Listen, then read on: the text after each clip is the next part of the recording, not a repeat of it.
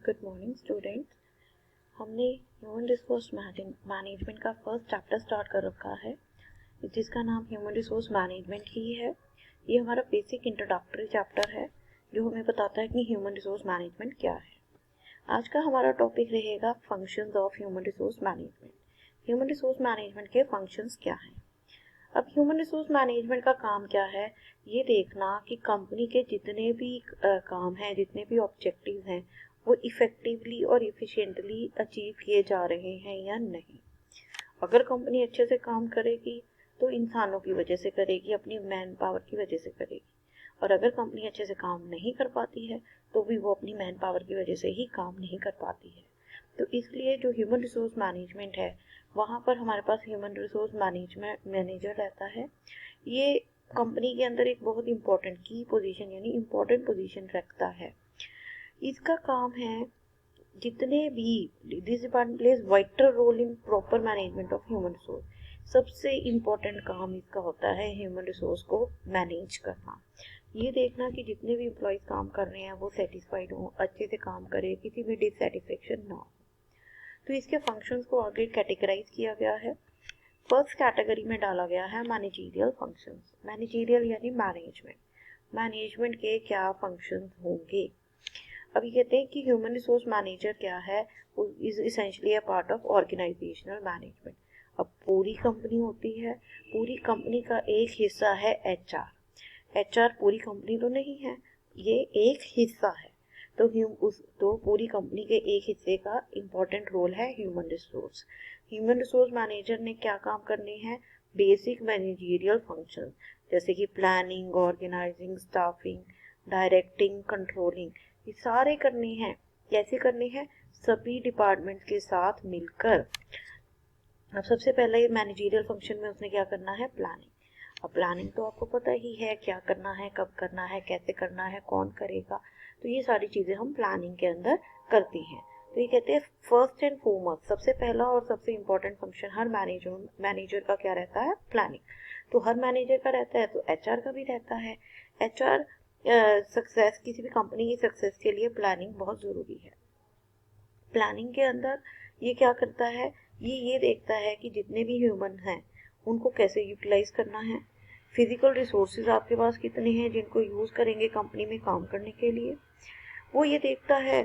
Forecasting is done, वो ये देखता है कि आपके पास कितने एम्प्लॉयज हैं फ्यूचर सिचुएशंस के लिए। डिटरमाइन द सक्सेस और otherwise the human resource manager the ability by which forecasting is done in respect of future situation determines the success or otherwise of the human resource manager। ये कहते हैं जो human resource manager है उसकी forecasting की जो क्षमता है, आगे देखने की जो क्षमता है, वो कंपनी की सक्सेस या फेलियर के लिए जिम्मेदार रहती है। अब एक ह्यूमन रिसोर्स मैनेजर को कॉन्स्टेंटली देखना होता है कि उसकी कंपनी में कितनी वैकेंसीज होने वाली हैं, कितने उसे ह्यूमन रिसोर्स चाहिए होंगे, वो ह्यूमन रिसोर्स कहाँ से आएंगे, सप्लाई का मतलब है वो कहाँ से आएंगे, आपको कंपनी के लिए खाली पोस्टों को भरने के लिए कहाँ से आएंगे। आपकी कंपनी के अंदर कभी भी शॉर्टेज नहीं होनी चाहिए और कभी भी बहुत ज़्यादा नहीं होनी चाहिए। अगर शॉर्टेज है तो शॉर्टेज को कैसे पूरा किया जाएगा, और अगर सरप्लस स्टाफ है तो उसका क्या करना है, उसको कंपनी से निकालना है, कहीं अपनी दूसरी कंपनी में ट्रांसफ़र दे देनी है, तो वो सब आपने क्या करना है वो इसके अंदर आप डिटरमाइन करते हो। ये एक बहुत स्पेशलाइज्ड फंक्शन है ह्यूमन रिसोर्स का। इसके अंदर हम क्या करते हैं, recruitment, selection, promotion, transfer, absenteeism, कोई एम्प्लॉयज एब्सेंट हो रहे हैं तो उनका क्या करना है, लेबर टर्नओवर का मतलब होता है कंपनी छोड़कर जाना, कितने एम्प्लॉयज आपकी कंपनी छोड़कर जा रहे हैं, ये सब ह्यूमन रिसोर्स रिसर्च के अंदर स्टडी किया जाता है। दूसरा है ऑर्गेनाइजिंग। अब ऑर्गेनाइजिंग क्या होता है, ऑर्गेनाइजिंग के अंदर हम ऑर्गेनाइज करते हैं। इसमें हम क्या करते हैं, ये देखते हैं क्या काम होना है, वो काम कौन एम्प्लॉय करेगा, और उस काम को करने के लिए कितने रिसोर्सेज चाहिए, ये सब कुछ हम ऑर्गेनाइजिंग के अंदर करते हैं। तो ऑर्गेनाइजिंग में क्या है, एक प्रॉपर रिलेशन बनाया जाता है एम्प्लॉयज़ और फिजिकल रिसोर्सेज के बीच में, कि कितने एम्प्लॉयज़ हैं और कितने रिसोर्सेज हैं, यानी कितनी मशीनें हैं और कितने आदमी हैं जो मिलकर काम करेंगे। आपके पास मशीनें तो 10 हैं, आदमी 5 हैं, तो काम कैसे होगा, 5 मशीनें आपकी फालतू पड़ी रहेंगी। तो वो सब कुछ इसके अंदर किया जाता है। तो ये ऑर्गेनाइजिंग का काम भी एचआर का रहता है। नेक्स्ट है हमारा स्टाफिंग। स्टाफिंग का मतलब है कितने लोग किस किस पोस्ट पर रहेंगे काम को करने के लिए। तो किसी भी कंपनी की सक्सेस या फेलियर स्टाफ के ऊपर डिपेंड करती है। ये अभी भी आपको मैंने बताया है। अगर एक कंपनी अपने गोल्स अचीव नहीं कर पाती है तो भी इन ह्यूमन रिसोर्स की वजह से नहीं कर पाती है, इनकम्पिटेंट लोगों की वजह से नहीं कर पाती। तो जो स्टाफिंग प्रोसेस है उसमें हम क्या करते हैं, सुटेबल और कॉम्पिटेंट लोगों को इकट्ठा करते हैं और जॉब्स पे रखते हैं। तो इसमें 3 चीज़ें हैं। To focus the needs of human resource, हमें देखना है कि हमें कितने लोग फ्यूचर में चाहिए होंगे। फिर हमें देखना है कि उनकी क्या क्वालिफिकेशन होनी चाहिए जिनको हम सिलेक्ट करेंगे। फिर recruit and select the employees to impart training, हमें रिक्रूटमेंट करनी है, सिलेक्शन करनी है और ज़रूरत पड़े तो एम्प्लॉयज़ को ट्रेनिंग भी प्रोवाइड करनी है। तो ये सारा काम हम स्टाफिंग के अंदर करते हैं। तो स्टाफिंग के अंदर क्या है, इंक्लूड्स फोरकास्टिंग। स्टाफिंग इंक्लूड करता है फोरकास्टिंग किस चीज़ की, कि हमारे पास कितनी ह्यूमन रिसोर्स होनी चाहिए, उनकी रिक्रूटमेंट कैसे होगी, उनकी सिलेक्शन, ट्रेनिंग और डेवलपमेंट कैसे होगी। और इसके अंदर ये एक कॉन्टिन्यूस प्रोसेस है, क्योंकि समय समय पर कई लोगों की कई एम्प्लॉयज़ की डेथ हो जाती है, कुछ लोग रिटायर हो जाते हैं, कुछ लोग कंपनी छोड़कर चले जाते हैं। तो इसलिए स्टाफिंग जो है वो कॉन्टिन्यूसली कंपनीज के अंदर चलती रहती है। फिर है डायरेक्टिंग। डायरेक्टिंग का मतलब है डायरेक्शंस देना, बताना क्या काम करना है, कैसे करना है। और उसके अंदर आप स्पेशली क्या करते हो, मोटिवेट। आप अपने एम्प्लॉयज़ को मोटिवेट करते हो, बात बात पर बताते हो कि ये करो, ऐसे करो, वैसे करो। तो मोटिवेशन से ही आप कोई भी काम करवा सकते हो। मोटिवेशन होगा तभी काम अचीव होगा, नहीं तो नहीं होगा। तो आपने अपने एम्प्लॉयज़ को ऐसे मोटिवेट करना है कि वो ऑर्गेनाइजेशन के ऑब्जेक्टिव्स अचीव करने के लिए मर मिटें। जैसे अगर आपने रामायण देखी होगी, तो रामायण में जब लक्ष्मण जी के बरछी लगती है तो हनुमान जी रावण के ही वैद को ले आते हैं और उस वैद को वो इतना मोटिवेट करते हैं कि वो दुश्मन का जो पेशेंट है लक्ष्मण जी, उनका ट्रीटमेंट करने के लिए रेडी हो जाते हैं।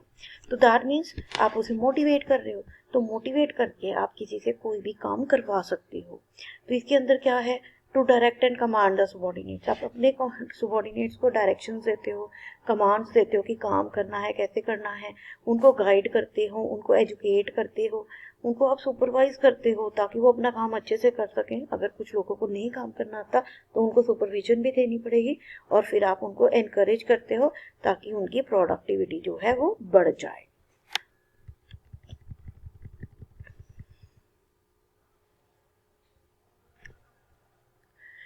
डायरेक्टिंग के अंदर हम लोगों को बढ़ावा देते हैं, कोऑपरेशन बढ़ाते हैं कि सभी लोग मिलजुल कर काम करें और कंपनी के ऑब्जेक्टिव्स जो हैं वो अचीव कर सकें। फिर कंट्रोलिंग हमारा लास्ट फंक्शन रहता है। जैसे हम अगर 5 फंक्शंस ऑफ मैनेजमेंट करते हैं तो उसमें भी कंट्रोलिंग आता है।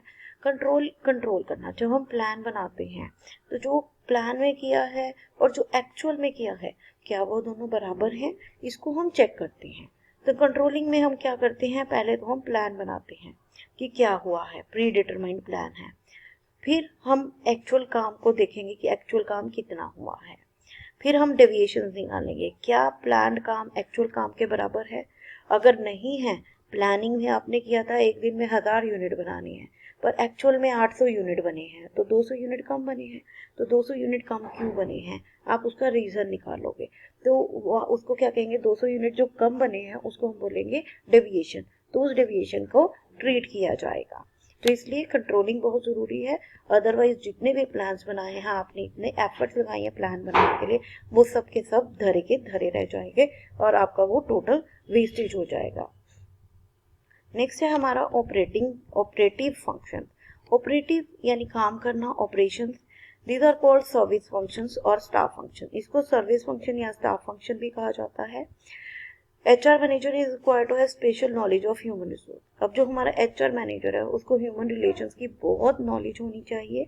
अगर उसके पास नॉलेज नहीं है तो वो किसी काम का नहीं है। तो इसके अंदर हमारे पास कैटेगरीज में क्या क्या आता है, procurement of employees. Procurement of employees का मतलब है कि जब भी हमें एम्प्लॉयज़ की ज़रूरत पड़ेगी तो वो एम्प्लॉयज़ कहाँ से आएंगे। तो प्रोक्योर करना, एम्प्लॉयज़ को क्यों प्रोक्योर करना। तो HR मैनेजर का काम क्या है, एडिक्वेट नंबर ऑफ एम्प्लॉयज़ को प्रोवाइड करना। जब भी कंपनी को ज़रूरत पड़े तो उतने एम्प्लॉयज़ प्रोवाइड करना। उसको पता होना चाहिए कि कितने लोग चाहिए, कब चाहिए। Man power is a process on the basis of which the quantity and quality, आपकी किस क्वालिटी के कितने लोग आपको चाहिए होंगे, ये सारी की सारी रिक्वायरमेंट एचआर को हमेशा पता होनी चाहिए, ताकि जब भी कोई ज़रूरत पड़े तो वो फटाफट से रिक्रूटमेंट और सिलेक्शन को कंडक्ट कर सके। रिक्रूटमेंट का मतलब है एम्प्लॉयज़ को ढूंढना, प्रोस्पेक्टिव एम्प्लॉयज़, यानी जो एम्प्लॉयज़ हमें आने वाले समय में चाहिए उनके वो ढूंढना और उनको मोटिवेट करना, ताकि वो कंपनी के अंदर खाली पड़ी पोस्टों के लिए अप्लाई कर सके। जबकि सिलेक्शन एक नेगेटिव प्रोसेस होता है, क्योंकि अगर हमारे पास 100 एप्लीकेशन आई हैं और हमें सिर्फ 2 लोग चाहिए तो हम सिर्फ 2 लोगों को सिलेक्ट करेंगे, बाकी 98 लोगों को हम रिजेक्ट कर देंगे। तो इसलिए नेगेटिव प्रोसेस माना जाता है जो सिलेक्शन है। उसके बाद नए एम्प्लॉयज़ को हम प्लेस करते हैं, उनको कंपनी की पॉलिसीज, प्रोग्राम्स और ऑब्जेक्टिव्स के बारे में पूरी इंफॉर्मेशन देते हैं। फिर सेकंड इसका है डेवलपमेंट ऑफ पर्सनल। जिन लोगों को हमने कंपनी के अंदर रखा है उनको डेवलप भी करना पड़ेगा। रिक्रूटमेंट, सिलेक्शन और ट्रेनिंग एंड प्लेसमेंट के बाद डेवलपमेंट की ज़रूरत पड़ती है। डेवलपमेंट क्या है कि अगर आप एक ही जगह पर सारे एम्प्लॉयज़ को एक ही टाइम हमेशा के लिए रखोगे तो उनकी डेवलपमेंट नहीं होगी, तो वो सेटिस्फाइड नहीं होंगे, क्योंकि एक टाइम के बाद उनको डेवलपमेंट चाहिए ही चाहिए। तो HR manager makes necessary arrangement for training and development. जो HR मैनेजर है वो ट्रेनिंग और डेवलपमेंट के लिए पूरे अरेंजमेंट्स करते हैं। क्या क्या है? पहला, परफॉर्मेंस अप्रेजल। परफॉर्मेंस अप्रेजल क्या है? वो चेक करते हैं कि किस एम्प्लॉय ने क्या काम किया है, कितना काम किया है। जैसे अगर हम मैकडोनल्ड्स में जाएं तो वहाँ एम्प्लॉय ऑफ द मंथ की फ़ोटो लगी होती है, तो जो सबसे अच्छा एम्प्लॉय है उसकी फ़ोटो वहाँ पर लगा दी, ताकि वो ये सेटिस्फाइड फील करे कि इस महीने में मैंने बहुत अच्छा काम किया था। तो दैट इज़ परफॉर्मेंस अप्रेजल। और परफॉर्मेंस अप्रेजल के बेसिस पे ही किसी को प्रमोशन दी जाती है, इंक्रीमेंट्स दिए जाते हैं, और अगर कोई एम्प्लॉय अच्छा काम नहीं करता तो उसको कई बार पनिशमेंट भी दी जाती है। फिर है ट्रेनिंग। शॉर्ट टर्म प्रोसेस कहलाती है ट्रेनिंग। अगर किसी एम्प्लॉय की नॉलेज बढ़ानी है, स्किल्स बढ़ानी है और वो काम नहीं सही से कर पा रहा, तो उसे ज़रूरत पड़ने पर ट्रेनिंग प्रोवाइड करवानी पड़ती है कंपनी को, ताकि वो काम करना सीख पाए और अच्छे से अपनी ड्यूटीज़ को परफॉर्म कर सके। डेवलपमेंट एक लॉन्ग टर्म प्रोसेस है। डेवलपमेंट के अंदर क्या है? जो आपने ट्रेनिंग दी है, जो उस इंसान ने सीखा है, थ्योरेटिकल नॉलेज है उसके पास, तो वो धीरे धीरे धीरे करके इम्प्लीमेंट करेगा अपने वर्क प्लेस पर, जिससे कि उसकी धीरे धीरे डेवलपमेंट होगी। तो इसलिए ये एक लॉन्ग टर्म प्रोसेस है। थर्ड है कॉम्पनसेशन। कॉम्पनसेशन क्या है? जो भी एम्प्लॉयज़ काम कर रहे हैं उसको समय पर सही सैलरी मिले, सही वेजेस मिले। इसके अंदर क्या आ जाता है? जॉब इवैल्यूएशन, काम क्या है, उसकी वेजेस, उसकी सैलरीज, उसका वेज रेट क्या है, उसको किस तरीके से पैसा मिलेगा, उसके इंसेंटिव प्लान्स क्या हैं, उसको बोनस, बेनिफिट्स या सर्विसेज क्या क्या मिल रही हैं। फिर आता है इंटीग्रेशन। इंटीग्रेशन का मतलब है कि काम के अलावा वो the employee must also have willingness to work. काम तो करना ही करना है। कई लोग खुश होकर काम करते हैं, कई लोग बड़े रोते मुंह से काम करते हैं। तो अगर आप रोते रोते काम करोगे तो आप कुछ भी अचीव नहीं कर सकते। तो विलिंगनेस बहुत ज़रूरी है। तो ये कह रहे हैं willingness to work is influenced by the extent to which interest of the management have been integrated with the interest of the employees. अब एक एम्प्लॉय, एक वर्कर की जो विलिंगनेस है, अब मैं काम करने आ रही हूँ, मुझे अगर समय पर पैसा ना मिले, अच्छा वर्क इन्वायरमेंट ना मिले, clean and healthy work environment ना मिले, तो मैं खुश कैसे होंगी? तो मैं दुखी दुखी काम करूंगी, और दुखी दुखी काम करेंगे तो हमें आगे से कोई आउटपुट नहीं आएगी, कंपनी कभी भी अपने गोल्स को अचीव नहीं कर पाएगी।